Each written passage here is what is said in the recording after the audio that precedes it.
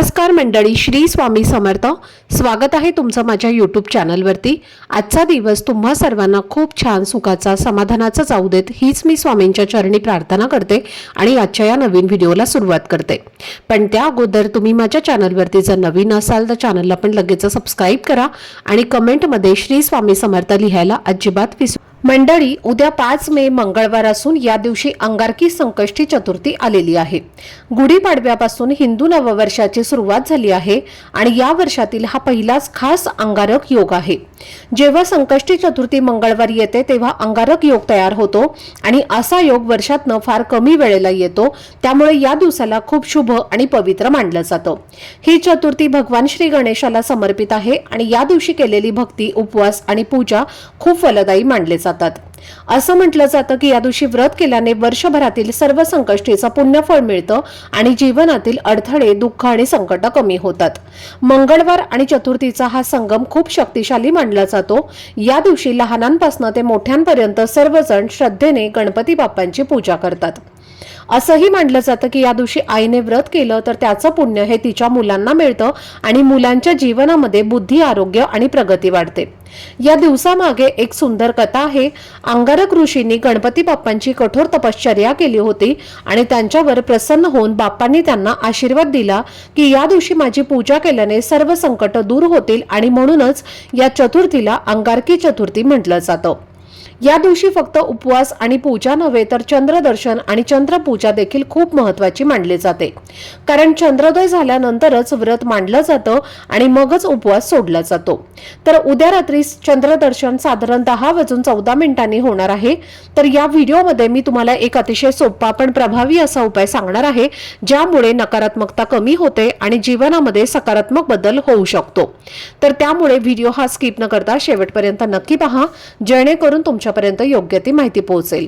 आणि तुम्ही माझ्या चॅनलवरती जर नवीन असाल तर चॅनलला पण लगेच सबस्क्राईब करा आणि बेल आयकॉनला सुद्धा प्रेस करा, म्हणजे मी जेव्हा कधीही नवीन व्हिडिओज अपलोड करेन त्याचं नोटिफिकेशन सर्वात आधी तुम्हाला मिळेल आणि तुमचा एकही व्हिडिओ हा मिस होणार नाही. तसेच हाय बटन देखील क्लिक करा आणि कमेंटमध्ये ओम गणगणपते नमः लिहा, जेणेकरून गणपती बाप्पांचा आशीर्वाद हा तुमच्यावरती सदैव राहील. तर मंडळी, प्रत्येक महिन्यामध्ये चतुर्थी तिथी येते आणि प्रत्येक चतुर्थीचं महत्त्व वेगळं असतं. पण हिंदू मराठी नवीन वर्षात यावेळी पहिल्यांदाच अंगारक योग निर्माण झाला आहे आणि असं मानलं जातं की या काळात गणेश तत्व पृथ्वीवर नेहमीपेक्षा खूप जास्त प्रमाणात सक्रिय असतं. त्यामुळे या दिवशी केलेली भक्ती, उपासना किंवा कोणताही शुभ उपाय लवकर आणि प्रभावी परिणाम देतो. तर या व्हिडिओमध्ये तुम्हाला मी जो उपाय सांगणार आहे तर तो तुम्ही उद्या मंगळवारी अंगारकी चतुर्थीला सकाळी 12 वाजण्याच्या आत नक्की करायचा आहे.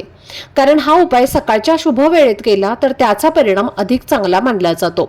आणि यासाठी तुम्हाला एका खास झाडाचं पान घरात आणायचं आहे. कारण असं म्हटलं जातं की या झाडामध्ये दैवी ऊर्जा आणि गणेश तत्व निवास करतं. आपल्या प्रत्येकाच्या मनात काही ना काही इच्छा असते आणि त्या इच्छा पूर्ण होण्यासाठी फक्त मेहनत पुरेशी नसते, तर नशिबाची साथही तितकीच महत्त्वाची असते.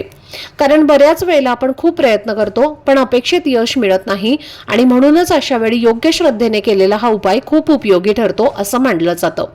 जर तुमचं एखादं काम खूप दिवसांपासून अडलेलं असेल किंवा सतत आर्थिक अडचणी येत असतील, कर्जाचा ताण असेल किंवा घरात पैशांची कमतरता जाणवत असेल तर हा उपाय तुमच्यासाठी फायदेशीर ठरू शकतो. कारण या दिवशी केलेल्या उपायामुळे नकारात्मकता कमी होते आणि सकारात्मक ऊर्जा वाढते असं मानलं जातं. तसेच जर कोणत्या शत्रूचा त्रास होत असेल किंवा कोणी तुमच्या प्रगतीत अडथळे निर्माण करत असेल तर अशा अडचणी दूर होण्यासाठी मदत मिळते असं मानलं जातं.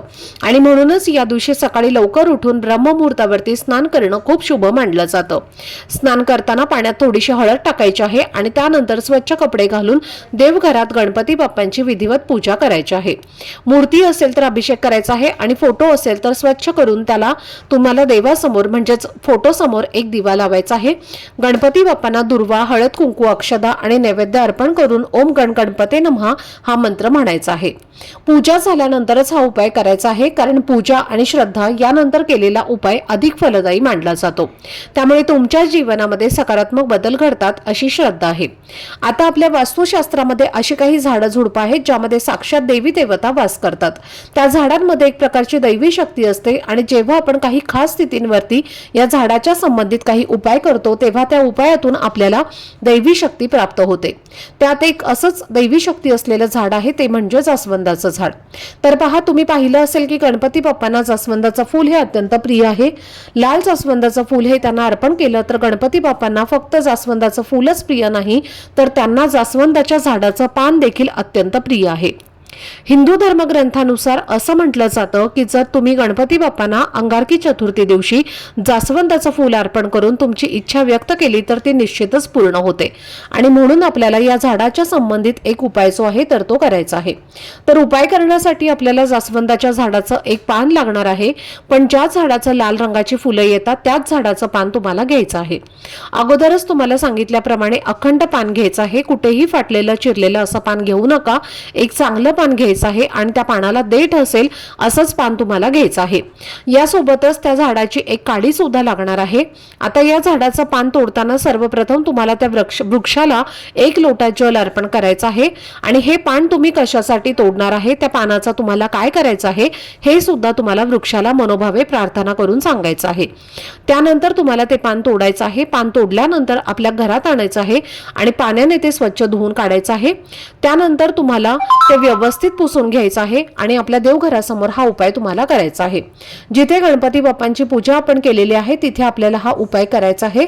तर उपाय करायला सुरुवात करण्यापूर्वी तुम्हाला सर्वप्रथम बाप्पांच्या समोर दिवा प्रज्वलित करायचा आहे आणि त्यानंतरच हा उपाय तुम्हाला सुरू करायचा आहे। एका वाटीमध्ये थोडंसं कुंकू घ्यायचं आहे, कुंकवाचा गंध तयार करायचा आहे आणि आपण जी जास्वंदाची काडी घेतलेली आहे ती काडी तुम्हाला कुंकवाच्या गंधामध्ये बुडवायची आहे आणि त्या जास्वंदाच्या पानावरती तुम्हाला तुमची इच्छा लिहायची आहे। जी काही तुमची इच्छा आहे तर ती अगदी 2 ते 3 शब्दांमध्ये तुम्हाला लिहायची आहे। जसं की नोकरी मिळत नाही, पैसा टिकत नाही किंवा प्रमोशन होत नाही किंवा शत्रू आहे, मुलांची प्रगती होत नाही, शत्रूंचा त्रास आहे, जी काही तुमची इच्छा आहे तर ती इच्छा त्या पानावरती तुम्हाला कुंकवाने लिहायची आहे। आता त्या पानावर तुमची इच्छा लिहून झाल्यानंतर त्याखाली तुम्हाला एक कुंकवाने स्वस्तिक काढायचं आहे, म्हणजे कुंकवाच्या गंधानेच एक स्वस्तिक तुम्हाला तिथे काढायचं आहे।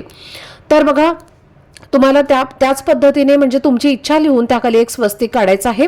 स्वस्तिकामधले 4 डॉट्स आणि साईडच्या 2 लाईन सुद्धा तुम्हाला काढायच्या आहेत आणि त्यानंतर एक प्लेट घ्यायची आहे। त्या प्लेटमध्ये तुम्हाला मुठभर तांदूळ ठेवायचे आहेत आणि त्या तांदळावरती जे पान आहे तर ते तुम्हाला ठेवायचं आहे आणि पानाचा देठ गणपती बाप्पांकडे येईल अशा पद्धतीने हे पान तुम्हाला ठेवायचं आहे। त्यानंतर ही जी प्लेट आहे तर ती प्लेट तुम्हाला गणपती बाप्पांसमोर ठेवायची आहे आणि त्यानंतर तुम्ही त्या पानावर जे स्वस्तिक काढलेलं आहे तर त्या स्वस्तिकावरती एक सुपारी सुद्धा ठेवायची आहे। सुपारी घेताना चांगली घ्यायची आहे। सुपारी ही गणपती बाप्पांचं प्रतीक आहे। आपल्या हिंदू धर्मात सुपारीला अत्यंत पवित्र आणि महत्त्वाचं स्थान आहे आणि म्हणून ती धार्मिक कार्यामध्ये अनिवार्य मानली जाते। आता धार्मिक मान्यतेनुसार सुपारीमध्ये सर्व देवी देवतांचा वास असतो आणि विशेष गौरी गणेशाचं स्वरूप म्हणून तिची पूजा केली जाते। आता ही सुपारी तुम्ही स्वस्तिकावरती ठेवल्यानंतर त्या सुपारीला हळद कुंकू अक्षता तुम्हाला अर्पण करायचं आहे आणि त्या पानावर तुम्हाला 21 दुर्वांची जोडी अर्पण करायची आहे। त्यानंतर त्या पानावर तुम्हाला एक जास्वंदाचं फूल अर्पण करायचं आहे। त्यानंतर तुम्हाला 21 पांढरे तांदूळ जे आहेत तर ते पांढरे तांदूळ तुम्हाला थोडंसं हळद आणि कुंकू हे तुम्हाला तांदळाला लावायचं आहे आणि त्यातल्या 21 अखंड अक्षदा म्हणजे तांदूळ जे आहेत, तांदळाचे दाणे जे आहेत तर ते तुम्हाला अक्षदा जे आहेत तर त्या तुम्हाला तुमच्या हातामध्ये घ्यायच्या आहेत आणि ओम गण गणपते नमः या मंत्राचा तुम्हाला 21 वेळेला जप करायचा आहे आणि हे 21 तांदूळ तुम्हाला त्या सुपारीवरती त्या पानावरती अर्पण करायचं आहे। त्यानंतर तिथेच बसून तुम्हाला 3 वेळेला गणपती अथर्व शीर्षाचं पठण करायचं आहे आणि शेवटी एकदा फलश्रुती म्हणायची आहे। एक वेळेला गणपती बाप्पांच्या संकटनाशक स्तोत्राचं पठण करायचं आहे आणि त्यानंतर दोन्ही हात जोडून तुमची जी इच्छा तुम्ही पानावरती लिहिलेली आहे तर ती इच्छा पूर्ण होण्यासाठी मनोभावे प्रार्थना करायची आहे। त्यानंतर संपूर्ण दिवसभर हे पान तुम्हाला गणपती बाप्पांसमोरच ठेवायचं आहे आणि संपूर्ण दिवसभर तिथे बाप्पांसमोर एक अखंड दिवा सुद्धा तुम्हाला तेवत ठेवायचा आहे। त्यानंतर संध्याकाळी 4 वाजल्यानंतर ते पान जे आहे तर तिथून तुम्हाला उचलायचं आहे आणि त्या पानावरती असणारी सुपारी, लाल जास्वंदाचं फूल, 21 तांदूळ, दुर्वा या सर्व वस्तू घेऊन तुम्हाला गणपती बाप्पांच्या मंदिरात जायचं आहे। या दिवशी प्रत्येक जण गणपती बाप्पांच्या मंदिरामध्ये दर्शनाला जात असतो, त्यामुळे जेव्हा तुम्ही जाणार आहे तेव्हा या सगळ्या वस्तू तुम्हाला घेऊन जायचं आहे बाप्पांच्या मंदिरात आणि तिथे बाप्पांच्या चरणी तुम्हाला या सर्व वस्तू अर्पण करायच्या आहेत। आता बाप्पांच्या चरणी अर्पण करताना सुद्धा हे पान तुम्हाला तिथे ठेवायचं आहे। त्या पानावरती तुम्ही स्वस्तिक काढलं आहे, त्या स्वस्तिकावरती ही सुपारी ठेवायची आहे आणि त्यावरून तुम्हाला दुर्वा जास्वंदाचं फूल जे आहे तर ते अर्पण करायचं आहे आणि पुन्हा एकदा आपली इच्छित मनोकामना जी आहे तर ती व्यक्त करायची आहे। तर अशा पद्धतीने तुम्हाला हा छोटासा उपाय जो आहे तर तो अंगारकी चतुर्थीला करायचा आहे। अत्यंत प्रभावी असा हा उपाय आहे। हा उपाय तुम्ही जर केला तर नक्कीच तुमची कितीही कठीणातली कठीण इच्छा ही बाप्पांच्या कृपेने पूर्ण होईल। जर तुमच्या घरामध्ये सूतक असेल तर हा उपाय तुम्हाला करता येणार नाही। स्त्रियांना मासिक धर्म असेल तर त्यांनी सुद्धा हा उपाय जो आहे तर तो करायचा नाही। बाकी इतर मुलं मुली स्त्री पुरुष कोणीही हा उपाय करू शकतो। तर ही अत्यंत महत्त्वाची माहिती मला तुमच्यापर्यंत शेअर करायची होती। आजचा हा व्हिडिओ जर तुम्हाला आवडला असेल, माहिती पूर्ण वाटलं असेल तर व्हिडिओला लाईक, शेअर आणि चॅनलला सबस्क्राईब नक्की करा। भेटूयात पुढच्या व्हिडिओमध्ये। तोपर्यंत सर्वांना श्री स्वामी समर्थ। धन्यवाद।